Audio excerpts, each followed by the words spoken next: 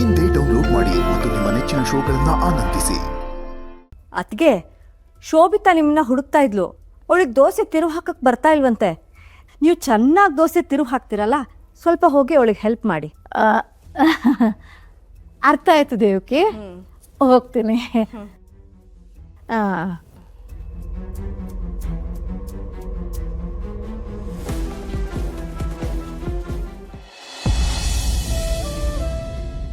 ಆಡ್ಕೊಡೋ ವಿಷಯ ಆಗ್ಬಿಟ್ಟಿದೆ ಅಲ್ವಾ ಅತ್ತೆ, ನನ್ನ ಮದ್ವೆ.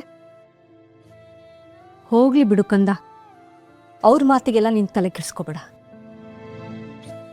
ನೋಡು ಅಮ್ಮ, ಈಗಲೂ ಕಾಲ ಮಿಂಚಿಲ್ಲ. ಈಗಲೂ ತಾತನ ಹತ್ರ ಹೋಗಿ ಮಾತಾಡ್ಬಿಡು. ನಿನಗೆ ಈ ಮದುವೆ ಇಷ್ಟ ಇಲ್ಲ ಅಂತ ಹೇಳು. ಯಾರ್ದೋ ಒತ್ತಾಯಕ್ಕೆ ನಿನ್ನ ಜೀವನನ ಹಾಳು ಮಾಡ್ಕೋಬೇಡ ಕಣೆ. ಗಂಡಿನ ಕಡೆಯವರು ಬರೋ ಹೊತ್ತಾಯ್ತು ಅತ್ತೆ. ಇಷ್ಟು ದಿನ ನನ್ನ ಮಾತು ಕೇಳ್ದೇ ಇರೋರು ಕನಿಷ್ಠ ನನ್ನ ಮಾತು ಕೇಳ್ತಾರೆ ಅನ್ನೋ ನಂಬಿಕೆ ಆದರೂ ಇದೆಯಾ ಅತ್ತೆ ನಿಮಗೆ? ಅಮ್ಮೋ,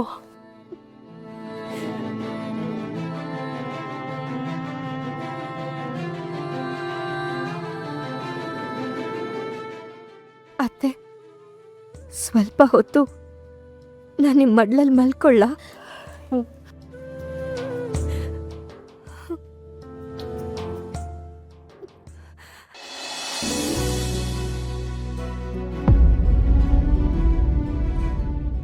ಸರೋಜ, ನಮ್ಮ ಅಮ್ಮನ್ ನೋಡ್ತಾ ಇದ್ರೆ ಮದುವೆ ದಿನ ನಿನ್ನನ್ನು ನೋಡ್ದಂಗೆ ಆಗ್ತಾ ಇದೆ. ನನ್ನ ಮೊಮ್ಮಗಳ ಮುಖದಲ್ಲಿ ಮದುಮಗಳ ಕಳೆ ಬಂದ್ಬಿಡ್ತು ನೋಡು. ಅಲ್ವಾ? ಮತ್ತೆ ಮಹಾಲಕ್ಷ್ಮಿ ತರ ಕಾಣಿಸ್ತಿದ್ದಾಳೆ. ಈಗ ಸಂತೋಷವಾಗಿದ್ರೇನೆ ಮದುವೆಗೊಂದು ಸಂಭ್ರಮ ಬರೋದು ಅಲ್ವಾ? ಖಂಡಿತ.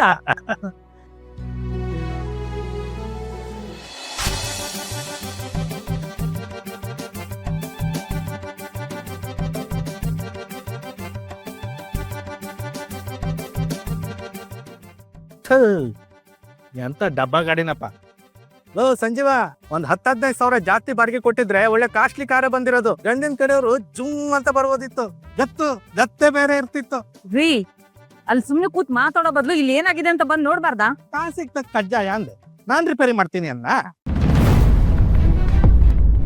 ನಿಮ್ದು ಬರೀ ಮಾತ್ ಅಷ್ಟೇ. ಅದೇ ಕಾರ್ ನಿಲ್ಸು. ಯಾಕೆ ತಾತ? ನೀನ್ ನಿಲ್ಸು. ಏನು ಮಾಡಕ್ ಬರಲ್ಲ. ಮಾಡಕ್ ಇಲ್ಲೇನಿದೆ, ಹರ್ಕು ಗಾಡಿ ತಗೊಂಡ್ರೆ ಹಿಂಗೆ ಆಗೋದು. ಸದ್ಯ ಇಂಜಿನ್ ಕೆಟ್ಟೋಗಿದೆ, ಇಲ್ಲಾಂದ್ರೆ ಟೈರೇ ಎದುರೋಗಿರೋದು.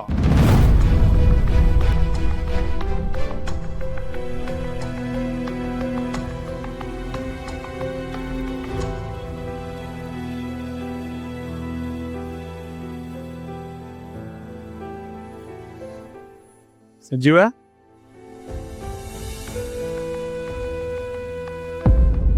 ಏನಾಯ್ತಪ್ಪ? ಯಜಮಾನ್ರೆ, ಚೆನ್ನಾಗಿ ಹೋಗ್ತಿತ್ತು, ಸಡನ್ ಆಗಿ ನಿಂತೋಯ್ತು. ನೀವು ಹೊರಡಿ, ಒಂದು 5 ನಿಮಿಷ ನಾನು ರೆಡಿ ಮಾಡಿಸಿ ತಗೊಂಡ್ಬರ್ತೀನಿ. ಪಾಪ ನಿಮ್ಗೆಲ್ಲ ತುಂಬಾ ತೊಂದರೆ ಆಯ್ತು ಅನ್ಸುತ್ತೆ. ಇಲ್ಲ, ಹಾಗೇನಿಲ್ಲ.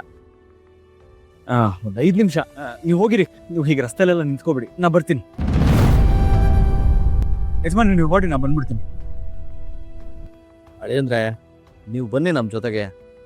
ಅದೇ ಮತ್ತೆ ಅವ್ರು ಅಷ್ಟೊಂದು ಕೇಳ್ಕೊಂತ ಇದಾರೆ, ಬನ್ನಿ ಎಲ್ಲ ಹೋಗೋಣ. ಬೇಡ ಇಲ್ಲ ಮಾವ, ನೀವು ಹೊರಡಿ, ನಿಮ್ ಹಿಂದೆ ಬಂದ್ವಿ ನಾವು. ಸಂಜೀವ, ನೀನ್ ಏನ್ ಮುಜುಗರ ಪಟ್ಕೋಬೇಡಪ್ಪ. ಇಲ್ಲಿ ಎಲ್ಲಿ ಗ್ಯಾರೇಜ್ ಅಂತ ಹುಡುಕ್ತೀಯಾ? ಯಾರು ಬಂದು ರಿಪೇರಿ ಮಾಡ್ಕೊಡ್ತಾರೆ? ಇಲ್ಲ ಯಜಮಾನ್ರೆ, ಚಿಕ್ಕ ವಯಸ್ಸಿಂದನೂ ಈ ತರ ಸಣ್ಣ ಪುಟ್ಟ ಕೆಲ್ಸಗಳು ಮಾಡ್ಕೊಂಡ್ ಬರೋದು ನನ್ಗೆ ಅಭ್ಯಾಸ ಆಗಿದೆ. ನೀವು ಹೊರಡಿ. ಮನೆಯವ್ರ ಹತ್ರ ಸಂಕೋಚ ಮಾಡ್ಕೋಬೇಡ. ನಾವೇನ್ ನಿಮ್ಗೆ ಉಪಕಾರ ಮಾಡ್ತಾ ಇಲ್ಲ. ನಿಂದೇ ಮದ್ವೆ, ಏನೋ ಒಂದು ಸಣ್ಣ ತೊಂದರೆ ಆಗಿದೆ ಅಷ್ಟೇ. ಪರವಾಗಿಲ್ಲ, ಬಾ ನಮ್ ಜೊತೆ ಬಾ. ಯಜಮಾನ್ರೆ, ಆರ್ಸಿ ತೂತಾದ್ರೆ ಅದನ್ನ ರಿಪೇರಿ ಮಾಡಿಸ್ಬೇಕೆ ಹೊರತು ಮನೆ ಬಿಟ್ಟು ಹೋಗ್ಬಾರ್ದು ಅಂತ ನೀವೇ ಹೇಳ್ತಿದ್ರಿ ಅಂತ ನಮ್ಮ ಅಪ್ಪಾಜಿ ಹೇಳೋರು. ಏನೊಂದು 5 ನಿಮಿಷ ತಡ ಆಗ್ಬೋದು. ನಿಮ್ ಹಿಂದೆನೆ ಬರ್ತೀನಿ, ಹೊರಡಿ. ಅಮ್ಮು, ನಂಗೆ ನಿನ್ ಭವಿಷ್ಯ ಕಾಣಿಸ್ತಿದೆ. ಆದಿ, ಮತ್ತೆ ಇನ್ನೇನಜ್ಜಿ, ಅಮ್ಮು ಹುಟ್ಟಾಗಿಂದ ಎಷ್ಟು ಒಳ್ಳೆ ಲೈಫ್ ಸ್ಟೈಲ್ ಅಲ್ಲಿ ಬೆಳೆದಿರೋಳು. ಈಗ ಇವ್ರಗಳ ಜೊತೆ ಹೇಗಿರ್ತಾಳೆ ನಿಮ್ಗೆ ಈಗಲೂ ಅರ್ಥ ಆಗ್ತಿಲ್ವಾ? ಆದಿ, ಇನ್ನೊಬ್ರ ಜೀವನ ಆಡ್ಕೊಂಡು ಮಾತಾಡಬಾರ್ದು ಕಣೋ, ಒಳ್ಳೇದಲ್ಲ ಅದು. ನಿಮ್ ತಾತನು ಹಾಗೆ ಇದ್ರು ಒಂದ್ ಕಾಲದಲ್ಲಿ. ಈಗ ನೋಡು ಹೇಗಿದ್ದಾರೆ ಅಂತ. ನಾವೆಲ್ಲ ನೋಡು ಹೇಗ್ ಜೀವನ ಮಾಡ್ತಿದೀವಿ ಅಂತ. ಒಂದಲ್ಲ ಒಂದಿನ ಸಂಜೀವನಿಗೂ ಒಳ್ಳೆ ಸ್ಥಿತಿ ಬರಬಹುದು. ಬಂದೇ ಬರುತ್ತೆ ಅಂತ ಏನಿಲ್ವಲ್ಲ. ಯಾಕೋ ಆದಿ ಇಷ್ಟೊಂದು ಕೆಡ್ದಾಗ ಮಾತಾಡ್ತಿದೀಯಾ? ನಿನ್ ವಯಸ್ಸಿನ ಹುಡುಗರು ಆಡೋ ಮಾತಾ ಇದು? ಒಳ್ಳೇದಾಗತ್ತೆ ಕಣೋ.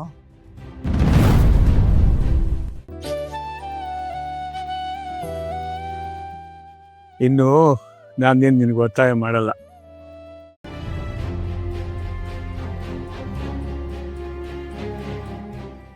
ನೀನು ಸರಿಯಾಗಿ ಟೈಮಿಗೆ ಬರ್ತೀಯ ಅನ್ನೋ ನಂಬಿಕೆ ನನಗಿದೆ. ನೀನು ಬಾ, ನಾವು ಹೋಗಿರ್ತೀವಿ.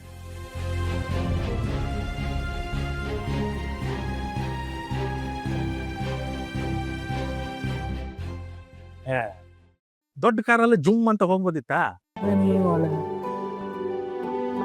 ಒಮ್ಮದ ಕಾರಲ್ಲಿ ಮಲ್ಗಿರ್ತೀನಿ, ಚೌಟ್ರಿ ಬಂದ ಕೂಡಲೇ ಎಪ್ಸೋ.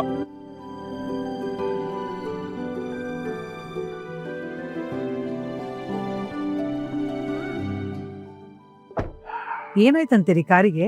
ನಮ್ ಜೊತೆ ಯಾಕೆ ಬರ್ಲಿಲ್ಲ ಅವರು? ನಮ್ಮ ಸಂಜೀವ ಮಹಾ ಸ್ವಾಭಿಮಾನಿ ಕಣೆ.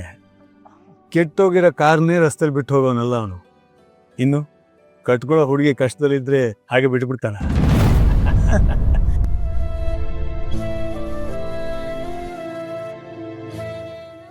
ಅದೇ ಹೋಗು.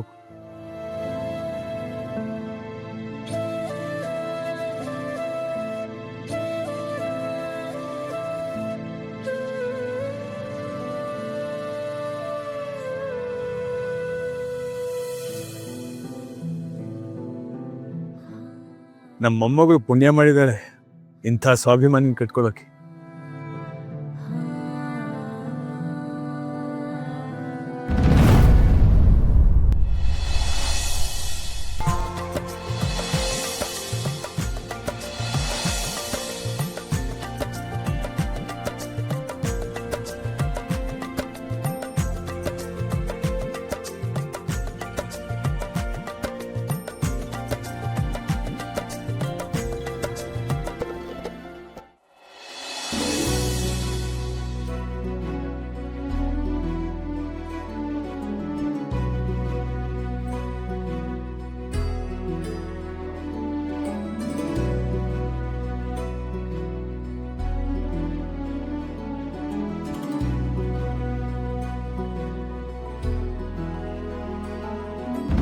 ಅಮ್ಮು, ಯಾಕಾದಿ? ಸೀಟ್ ಬೆಲ್ಟ್ ಹಾಕು. ಯಾಕೆ? ನೋಡು, ಈಗ ಈ ಮದುವೆ ನಿಲ್ಸಕ್ಕಿರೋದು ಇದೊಂದೇ ದಾರಿ. ಈಗಲೇ ಇಲ್ಲಿಂದ ಹೊಟ್ಬಿಡೋಣ. ಅಲ್ಲ ಆದಿ, ಎಲ್ರೂ ಗಮನನೂ ಇಲ್ಲೇ ಇರುತ್ತೆ. ಅಕಸ್ಮಾತ್ ಯಾರಿಗಾದ್ರೂ ಗೊತ್ತಾದ್ರೆ ಅವ್ರನ್ನೆಲ್ಲ ತಪ್ಪಿಸ್ಕೊಂಡು ಹೇಗೆ ಹೋಗೋದು? ನೋಡು, ಅದನ್ನ ನನಗೆ ಬಿಡು. ನೀನು ಇಲ್ಲಿಂದ ಕರ್ಕೊಂಡು ಹೋಗೋದು ಅಷ್ಟೇ ನನ್ನ ಗುರಿ. ಇವ್ರಿಗೆ ಅರ್ಥ ಮಾಡಿಸ್ಕೊಂಡು ಕುತ್ಕೊಂಡ್ರೆ ಇವ್ರಿಗೆ ಯಾರು ಅರ್ಥ ಮಾಡ್ಕೊಳಲ್ಲ. ನಿಧಾನಕ್ಕೆ ಎಲ್ಲ ಅರ್ಥ ಮಾಡ್ಕೊತಾರೆ. ನಾವು ಮೊದಲು ಇಲ್ಲಿಂದ ಹೋಗೋಣ, ಬಾ.